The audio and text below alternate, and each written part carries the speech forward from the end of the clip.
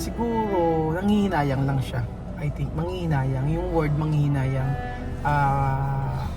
na sana yung mga anak ko andyan, sana yung mga anak ko ang nakapag-aaral, sana yung mga anak ko ang nagpo-provide ng lahat. Ganun. Siguro yun lang. Oo. Pero ayoko kasi maraming chance na binigay sa kanya, di ba? Maraming chance binigay sa kanya. Maraming pagkakataon na dapat ano yung mga anak. Konnichiwa! Mama! Konnichiwa! Magandang araw po mga amigo! Huling-huli! Si Raul ay ingay-ingay! Nandito po tayo ngayon sa may Casa Guiñana Private Resort. Ang resort na kung saan ay para sa inyo. Salamat po sa lahat na nag-check-in sa atin.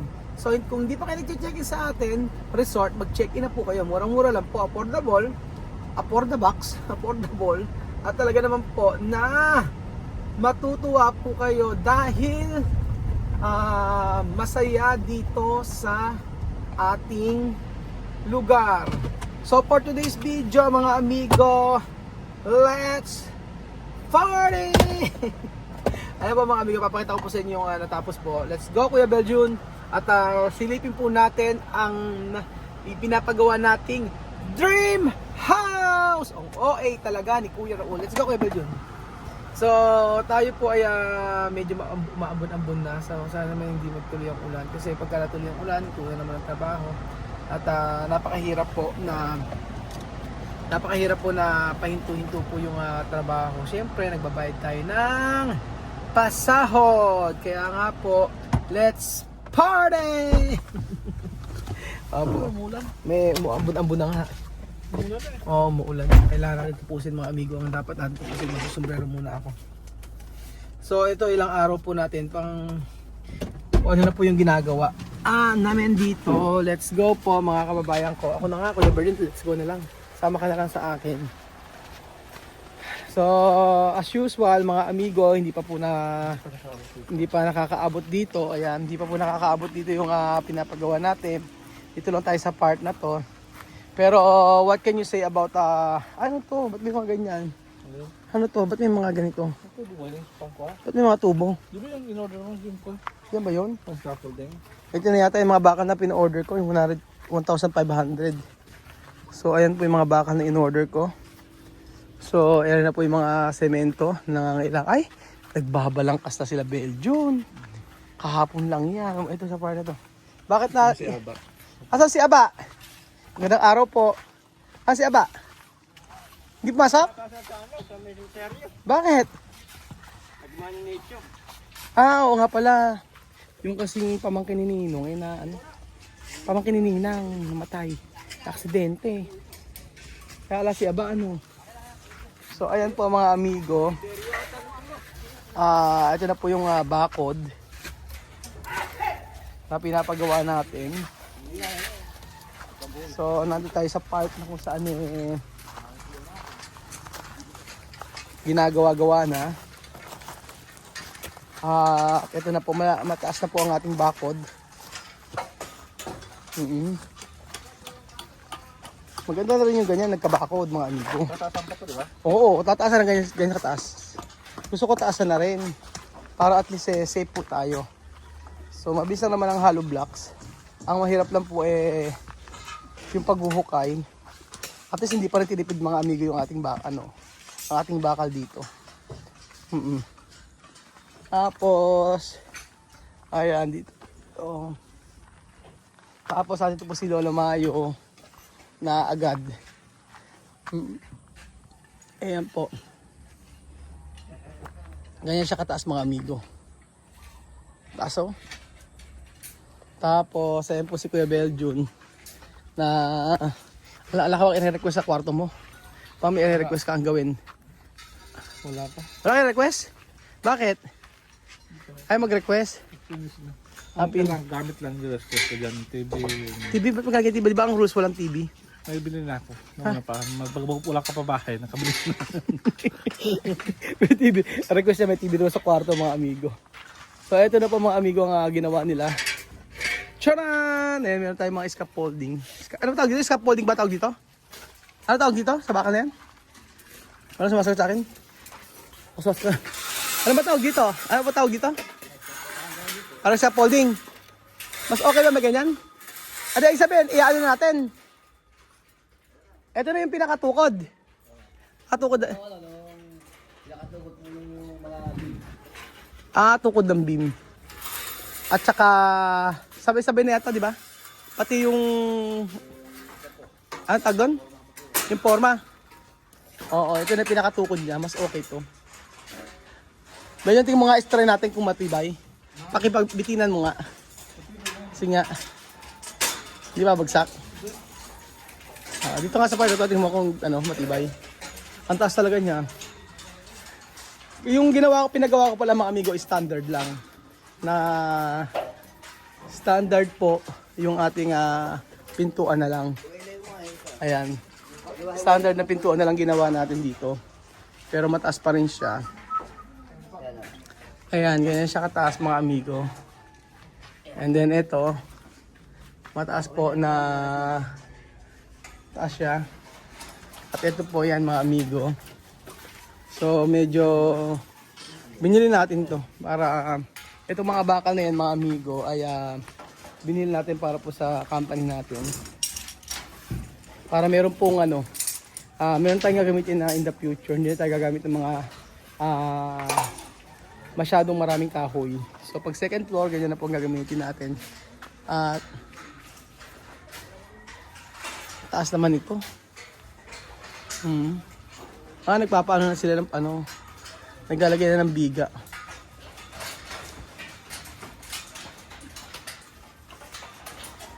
Ilan po ba kayong gumagawa? Kaya 16? Kaming gumagawa ngayon. Ayan po mga amigo. Para siyang building. Paglalagay pa niyo. Kailan kayo nagsimula maglagay po niyan ng mga kahapon? Kahapon pa. Ayan. Lahat sila ay may ginagawa.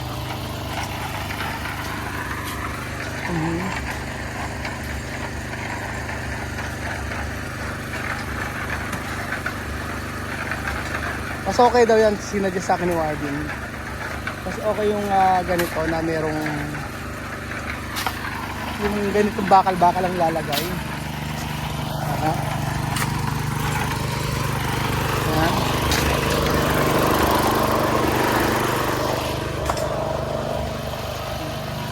Kasi yung mga bakal-bakal na to, siya, pwedeng gamitin sa mga susunod in the future. So parang ang bili ko yata dito ay 100 pieces lang ata ng parang kulang pa naman. So eto, yung likuran, mataas talaga siya. Ganyan po siya kataas. Tapos papabakuran ko na rin po siya mga amigo. Idediretso ko po yan dito hanggang sa dulo. Medyo mahaba pa po yung space dito. Gagawin po natin dito dirty kitchen. Dito may room din po dito. Yan po. Kaya nga po sa isang linggo marami talagang nagagawa. Buti nga po ginagawa ko po, nag-aano na ako. Bibili na ako ng mga materyales. Opo.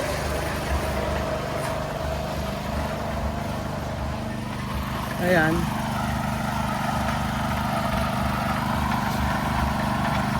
Ngayon po ay Martes. At yan pa lang po yung nagagawa. Pero marami, yan. Mataas kasi. Mas gusto ko kasi, nakikita ko sa mga bahay, mga amigo, pagka mataas ba, yung parang high, bukod sa high ceiling, yung malalaki mga pintuan sa harapan, yung oversize. Ganda, diba? So, mahaba-haba pa. Mahaba-haba yung tatakbo natin dito, mga amigo. Ayan.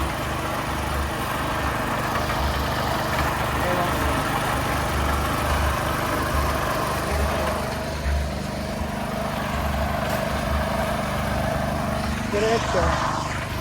Mahaba-haba po mga amigo yung itatakbo ng resort ito, pero at least may nasimulan. At sabi ko nga, bilag ito ng mga materyales na kailangan tulad yan, mga bakal-bakal. Malaking bagay po yan Kasi ang mga mahal naman yung mga bakal eh. Pero yung mga semento, mga buhangin, kayang-kaya naman po at hindi masyadong kamahalan. Sa Manila mahal. Yun po mga amigo. Mahal sa Manila ang ayan. Mahal sa Metro Manila. Mga amigo ang mahal yung mga mga buhangin. Basta yung gamit sa Metro Manila iba. Lalo na sa Batangas. Alam niyo sa Batangas yung mga tiles sobrang mamahal. Minsan 400, 500. Dito sa amin hindi naman ganoon ka. Dito sakto lang. Kaya po pagka may mga project kami sa Batangas ganyan. Dito po nanggagaling yung mga namin. Dito po nanggagaling yung aming mga materials. Ang init, grabe sa labas. Araw iinit, araw iinit. Ano ba? Araw iinit. Lalamig, iinit, iinit. Ang bihirang patis. So, yun po mga amigo at sa one week kasi marami nang natatapos. Yung isang linggo nga po biglang lang tumaas yung di ba? Pinakamahirap lang po talaga, pinakamatagal yung sa may baba. So, hopefully dyan, ano ba ngayon? Hopefully dyan mga amigo by November, December, mga December siguro maitatayo na yan pero hindi pa i-finishing. So, December, January, February, March. So, mga May siguro baka matapos. In God's will, baka matapos siya ng mga May.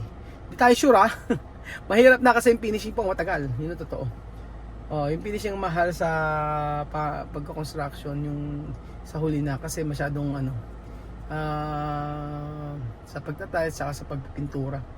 Yun ang pinakamatagal na proseso, mga amigo. Ayan po. Kahit na iwanan yan, talagang magkatrabaho yan. Mga masisipag po ang mga tauhan natin.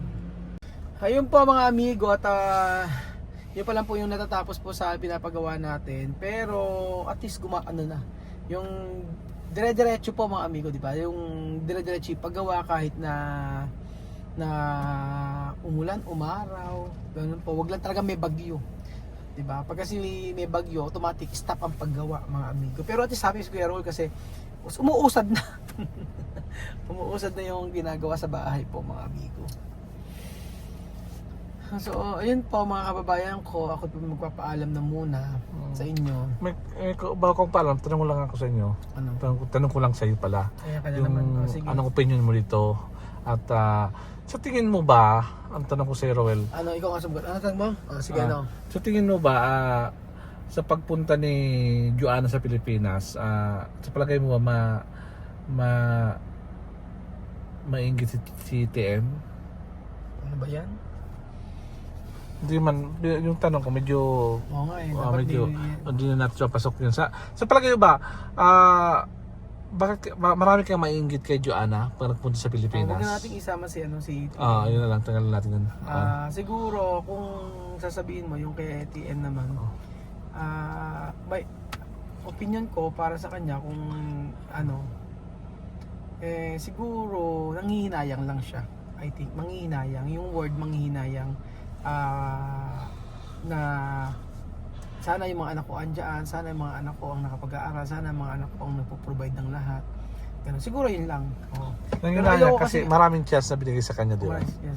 Maraming chance binigay sa kanya. Maraming pagkakataon na dapat yung mga anak niya na akala niya siyempre madaling bumalik, madaling mag-provide ng ticket. Siguro kung iniwan niya yung anak niya, napakabilis na bumalik-balik dito.